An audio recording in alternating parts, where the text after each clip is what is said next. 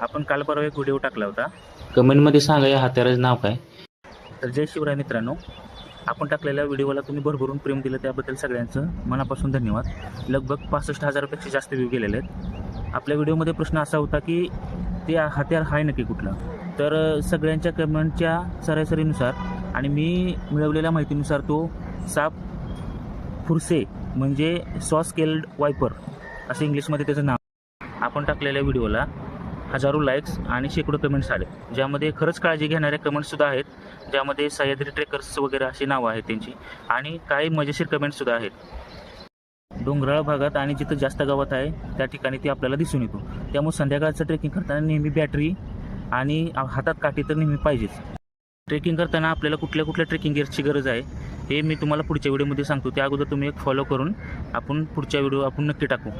आता फुरसेचा एवढा विषय आहे म्हटल्यावरती काळजी घेणं तर गरजेचं आहे.